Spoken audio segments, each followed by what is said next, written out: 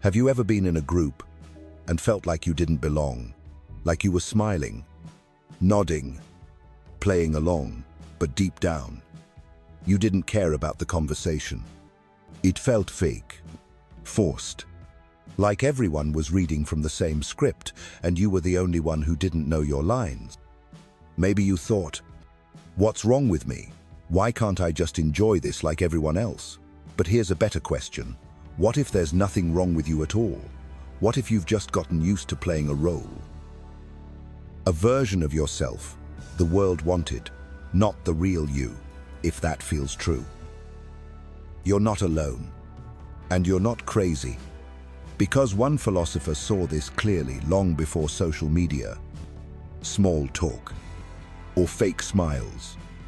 His name was Arthur Schopenhauer, and he believed that sometimes stepping away from the crowd is the first step toward living honestly. Arthur Schopenhauer once said, "The more intelligent you are, the more meaningless social life seems." That sounds harsh at first, until you've lived it. You walk into a room, people are smiling, chatting, asking how your weekend was. It's all normal, but something inside you doesn't feel right. Not because you're shy, not because you're cold, but because the whole thing feels hollow. You see the same patterns repeat: the forced politeness, the fake laughs, the endless need to be liked. And suddenly, you feel like you're watching a play, but no one else realizes they're acting. That's what happens when you start thinking more deeply than the average person. You begin to notice the cracks in the surface. You see how much of social life isn't about honesty, but about fitting in. People aren't saying what they really mean. They're saying what they think they're supposed to say. They're not being themselves. They're being what others expect of them. And when you notice this, you can't unsee it. You see through the compliments that aren't real. You feel the emptiness in conversations that go nowhere. You sense how much people are afraid of silence, afraid of being judged, afraid of standing alone. The truth is, most people don't socialize to connect. They socialize to avoid themselves. Because being alone would mean they'd have to think, and thinking can be uncomfortable. Schopenhauer believed that society isn't designed to help you think clearly. It's designed to keep you from thinking too much. And when you start thinking anyway, really thinking, you begin to feel it. That quiet friction between who you are and who the world wants you to be. You start questioning things that others take for granted. You stop caring about what's trending and start wondering why everyone's trying so hard to be the same. And here's the hard part, this kind of awareness. It's lonely. Because the deeper you think, the harder it becomes to join in the shallow parts of life. You feel disconnected not because you're antisocial, but because you crave something real. You don't want to pretend. You don't want to perform. You want truth. And truth is rare in most social spaces. But maybe that's not a problem. Maybe that's the beginning of your freedom. Because the moment you stop needing to fit in is the moment you start fitting in with yourself. And that, as Schopenhauer would agree, is the only kind of belonging that really matters. Waking up doesn't always feel like clarity. At first, it feels like exile. The moment you start to question the roles everyone plays, the masks they wear, the fake smiles passed around like currency, you begin to feel a strange kind of distance. You're still in the room, but something inside you has stepped outside. You no longer laugh on cue. You don't feel the need to fill every silence with words. And you stop pretending that small talk makes you feel seen. And here's where it gets uncomfortable. Because while you're starting to see more clearly, you're also starting to feel more alone. You've stepped off the stage, but everyone else is still performing. You try to rejoin the script, to blend in, to forget, but it doesn't fit anymore. You see too much. You feel too much. You know too much. And that, knowing it, separates you. Quietly, but completely. People sense it. Even if they can't explain it, they feel that you're no longer playing along, that you're not impressed by status, not excited by popularity, not depend on approval, and that makes them uneasy. Your stillness makes noise. Your honesty feels like rebellion. Your refusal to pretend becomes a mirror. And mirrors make people uncomfortable because they reflect what we try to avoid. You, simply by being real, remind others of everything they've buried to belong. And that's when the isolation begins. It's not that they hate you. It's that your presence unsettles the lie they've learned to live with. You're not attacking their world. You've just quietly stopped believing in it. And so, the invitations slow down. The conversations feel strained. You're no longer one of them. At first, it feels like punishment. It hurts. You wonder if something's wrong with you. Why can't you just enjoy the moment like everyone else? Why does everything feel so artificial? But in time, that pain reveals its truth. You didn't lose connection with them. You found connection with yourself. What you're feeling isn't rejection. It's freedom. In its earliest, ravest form. It just happens to feel like loneliness at first. Schopenhauer called this solitude the fate of great minds. Not because they choose to be isolated, but because they refuse to betray their awareness to belong. And once you've seen the difference between truth and illusion, there's no way to go back. Not without breaking something inside yourself. So yes, it's lonely. Yes, it's confusing. But maybe, just maybe, this is not the end of belonging. It's the beginning of something real. Because the farther you walk from what's fake, the closer you get to something honest. And honesty, even when it's silent, always finds its way home. At first, loneliness feels like something's wrong. You look around and everyone seems so connected, chatting, laughing, sharing updates, blending into conversations like pieces in a puzzle that was never made for you. You sit alone and wonder, is it me? Maybe I'm too closed off. Maybe I should try harder. Maybe silence really is something to be afraid of. But then slowly, quietly, something begins to shift. You stop fighting the silence. You stop trying to fill the space. And for the first time in a long time, you hear something you hadn't heard before. Yourself. Not the voice shaped by what people expect. Not the echo of what the world has told you to be. But your real voice, raw, honest, maybe even fragile, but finally authentic. That's when you realize silence isn't your enemy. It's your mirror. It reflects what noise always tries to drown out your doubts, your dreams, your wounds, and most importantly, your truth. You begin to notice that the more time you spend away from the noise, the more solid you feel. You're no longer pulled in 10 directions. You're not adjusting yourself to match a room. You're not performing, you're simply being. And in that stillness comes peace. Not the peace that comes from comfort. Not the temporary relief of approval or distraction, but something deeper. A kind of peace that doesn't need anything from the outside to exist.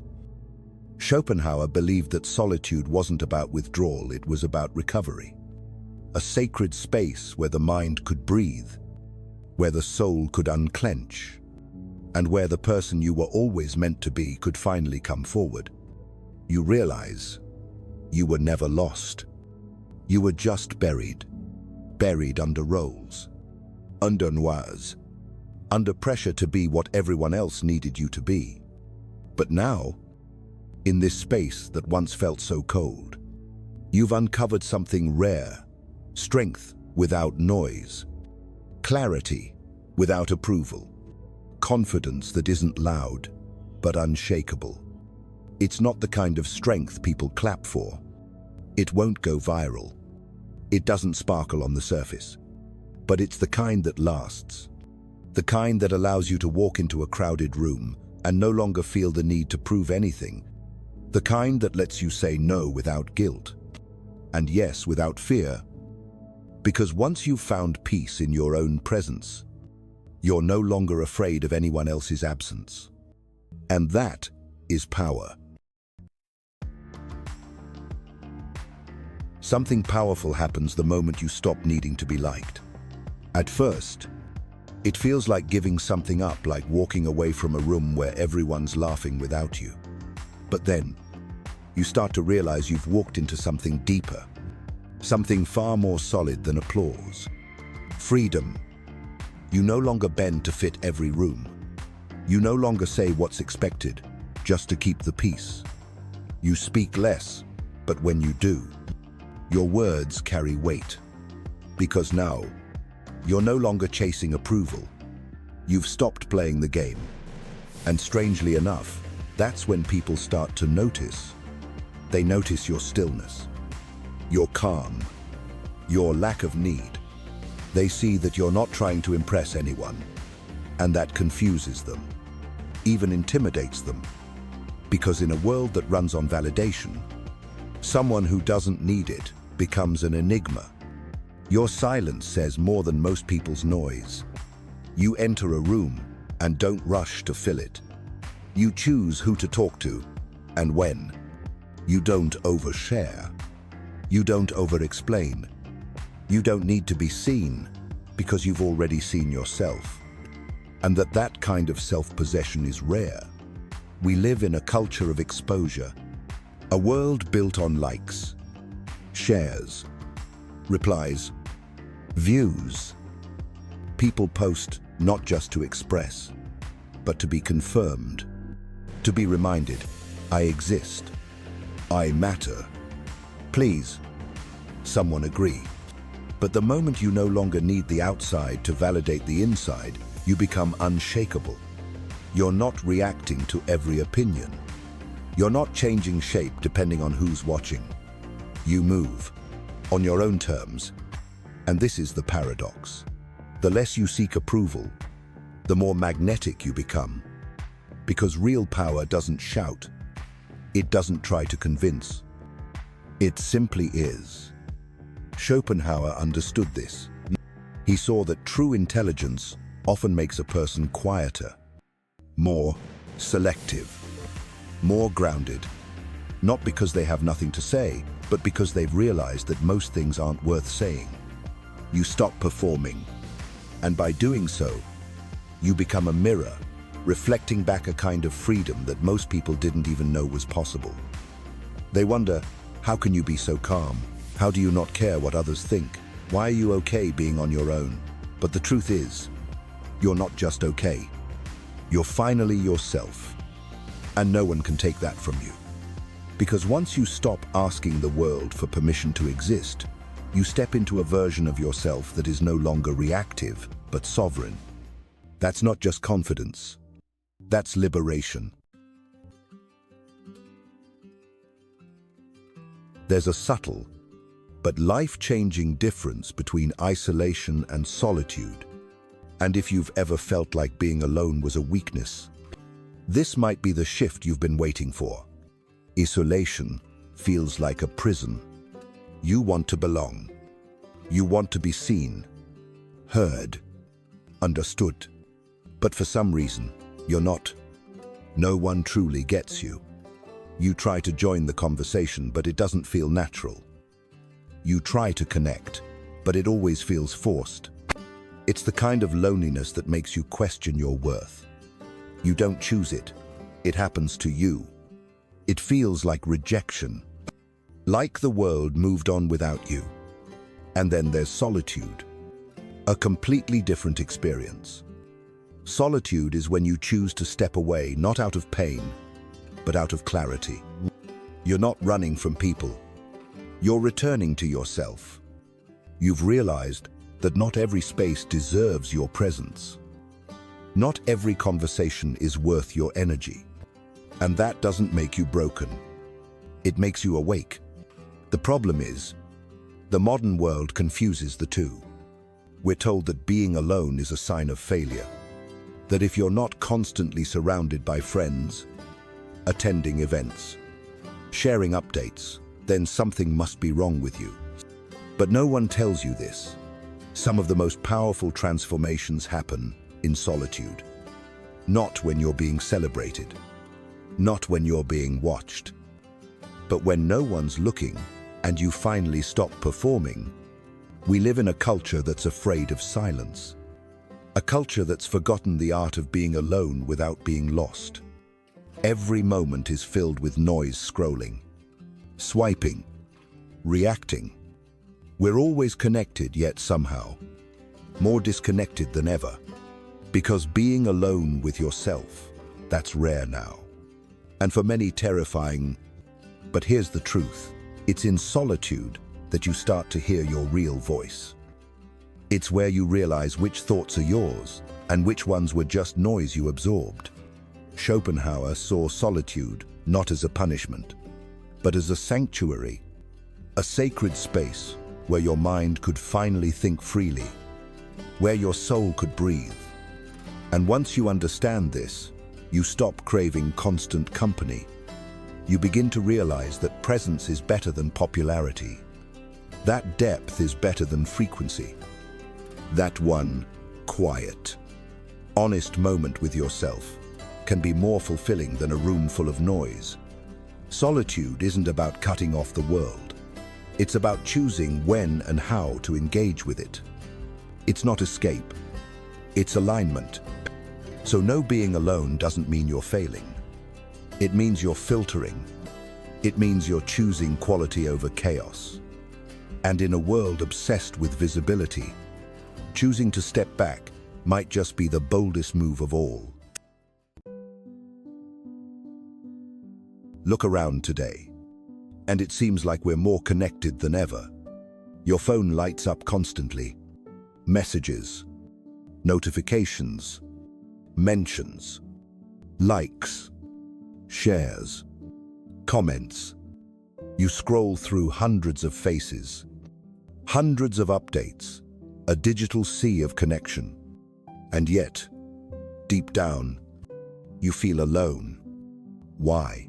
Because most of what we call connection isn't built on truth, it's built on fear. Fear of being alone. Fear of missing out.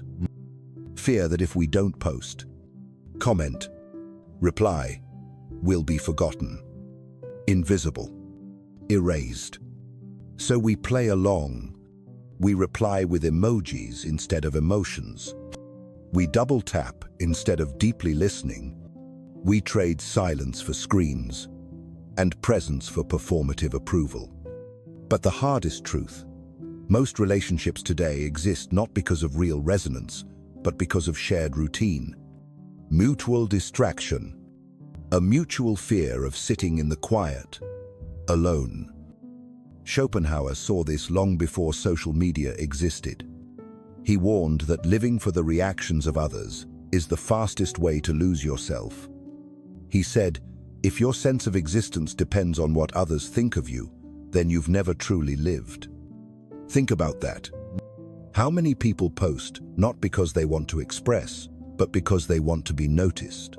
How many messages are just digital echoes saying, please, remind me, I matter? But here's the danger. If you need someone else's reaction to feel real, you've handed them control over your identity. Every like becomes oxygen. Every silence becomes panic. And the worst part is you don't even realize it's happening, because the feedback loop feels like comfort, but it's actually addiction. Addiction to being seen. Addiction to being affirmed. Addiction to being reflected instead of being authentic. We've mistaken interaction for intimacy. mistaken visibility for connection, mistaken engagement for belonging. But no number of followers can fill the absence of a real, inner relationship with yourself. And here's where solitude becomes power. Because when you disconnect from the need to be seen, you start to see yourself. When you stop chasing responses, you begin to hear your own voice. And that's terrifying at first, because silence confronts you, but it also frees you. You start choosing who you talk to, why you share, what matters. And suddenly, connection stops being about proving your worth and starts being about sharing it. True connection doesn't scream, "See me." It says, "Here I am, whole, whether you look or not." And that is the beginning of a different kind of life. Not one built on reaction, but on realness. There's a myth that haunts people who think differently, the belief that if you're not constantly social, you must be broken. That if you choose silence over small talk, you must be hiding.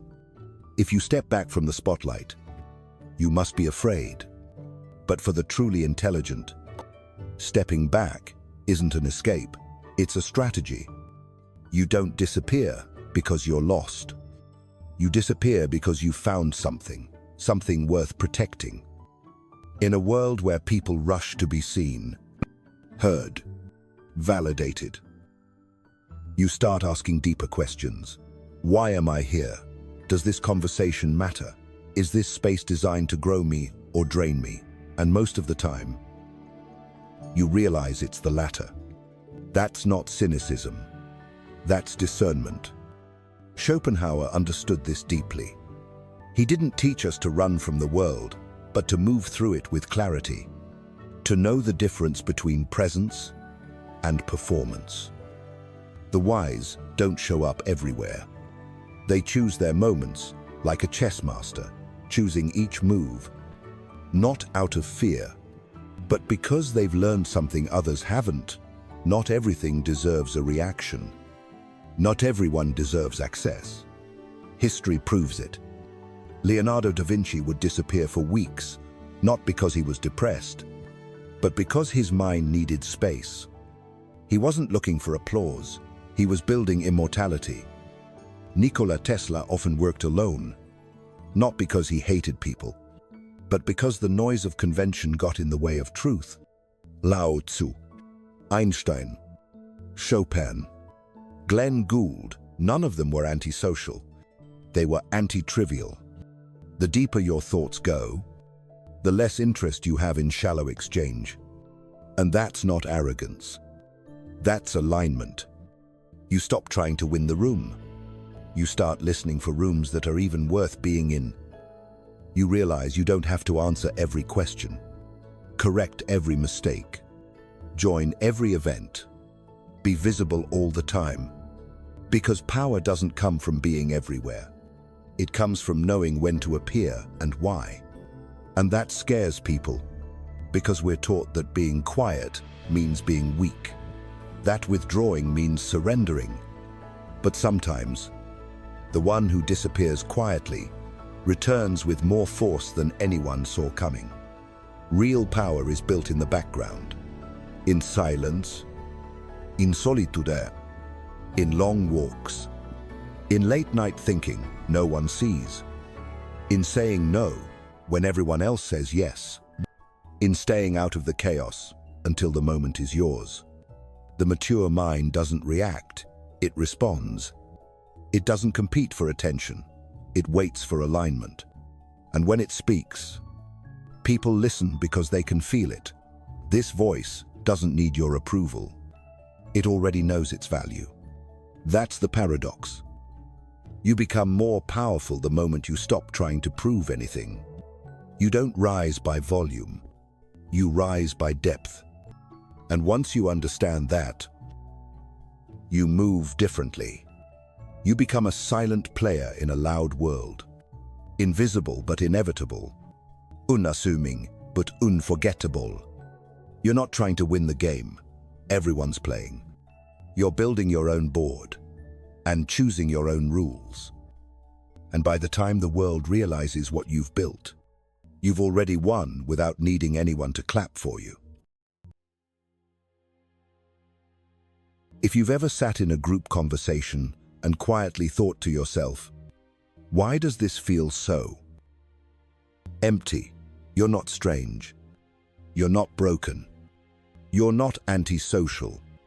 You're simply waking up before others are ready to do the same. It starts small. You notice that small talk drains you, that big crowds exhaust you, that being around people you can't fully connect with feels lonelier than being alone. You find yourself leaving social events wondering, is it just me? Or did none of that mean anything? You begin to pull away, not because you don't care, but because what used to entertain you no longer reaches you. What used to feel exciting now feels hollow. The noise no longer distracts, it irritates. The group no longer grounds you, it suffocates. At first, this shift feels scary. Because you're not sure what's happening, you start to question yourself. Why can't I enjoy what others seem to love? Why do I feel more alive in silence than in conversation? But here's the truth. You're not falling behind, you're just stepping forward. You're not rejecting connection. You're rejecting false connection. You're no longer satisfied with surface-level interaction. You crave depth. You crave honesty. You crave people who don't fear silence, because they've already made peace with themselves. Schopenhauer would say, this is the price of seeing reality too clearly, too soon. But it's also a sign, a milestone, proof that your mind is no longer interested in playing the roles society hands you. You're beginning to crave something most people won't understand, not yet. And that's okay, because the path of awareness is often a lonely one. Not because you're truly alone, but because you're surrounded by people who are still chasing things you've already questioned. They still find comfort in the crowd. You find freedom in stepping away from it.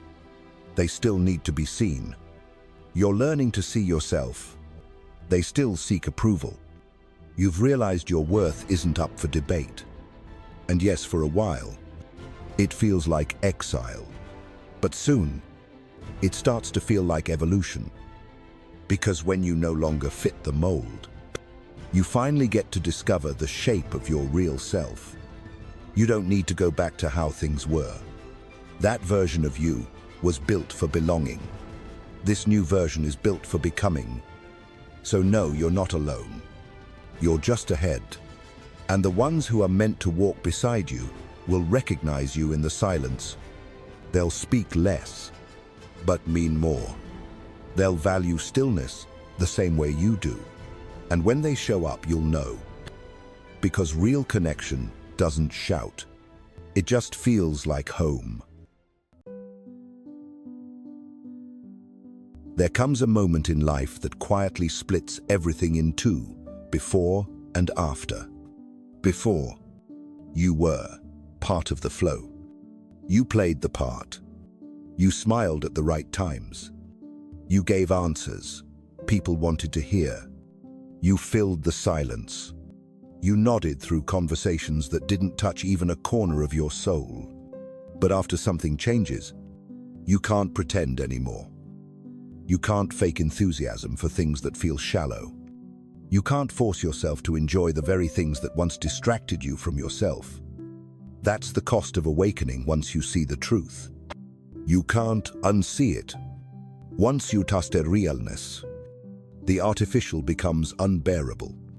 That dinner table conversation, where everyone talks in circles, you feel your spirit shrinking inside. The empty banter in a crowded room, you'd rather be alone with your thoughts. It's not that you hate people. You just can't engage in the performance anymore. You don't want to play nice. You want to speak honestly or not at all. And at first, this shift feels disorienting, because the world around you keeps running on the same script, but you're no longer reading from it.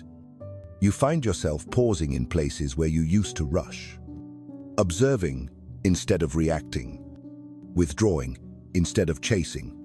And in that pause, a quiet truth rise. You've changed, and there's no going back. This isn't sadness. It's sobriety.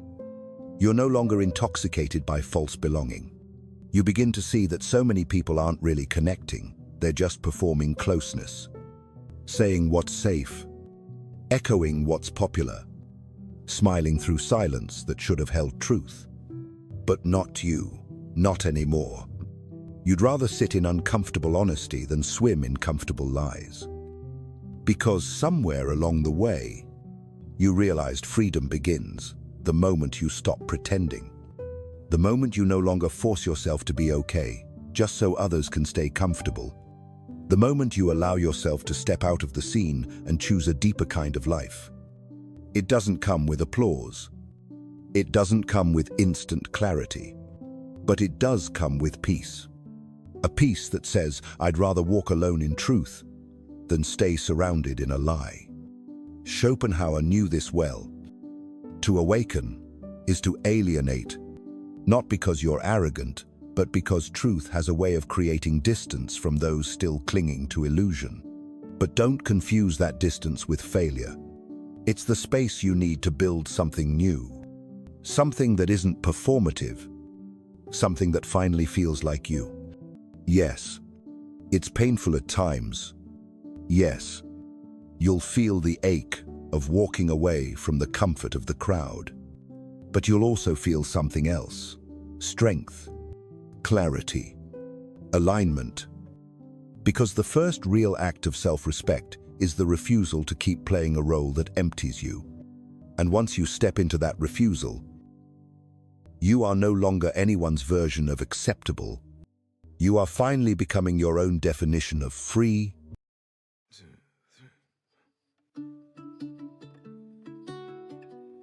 At some point, you're faced with a choice. It doesn't come with dramatic music. It doesn't arrive like a thunderstorm. It's quiet, subtle, but life-defining. It's the moment you realize, I can't keep doing this anymore. Not like this. Not as this version of me that was shaped by everyone else's comfort. But not my truth. And now, the choice stands before you like a doorway. One side, you keep adjusting. You keep smiling. You keep softening your voice so it doesn't disturb the room. You stay agreeable, predictable, likable. You belong but barely to yourself. The other side, you step away. You step out. You risk being misunderstood. You risk being alone. You start telling the truth, even if your voice shakes. You live from the inside out, instead of from the crowd in. It's not easy, but it's real. There are two kinds of people in this world. Those who adapt to fit in, and those who are willing to walk alone, not because they want to be different, but because they're tired of being anything other than true. So ask yourself, and be brutally honest, are you living a life that's truly yours, or are you just wearing a costume that fits the expectations of people who wouldn't even notice if your soul went missing? Are you showing up for what lights you up, or just showing up to avoid disappointing others? Are you saying yes out of desire or out of habit? This is where everything changes. Because the moment you stop asking, how can I belong, and start asking, what belongs to me, you cross a threshold. No one can lead you through. You walk alone, but into something real. And that's the most radical act in a world that rewards conformity: to live aligned, to live awake, to live unfiltered. Schopenhauer knew it. So, did every person who ever dared to reject the script and write their own. So now, it's your turn. Not to agree, not to applaud, but to choose. Not with your words, but with your life. Because you don't get to stay half awake anymore.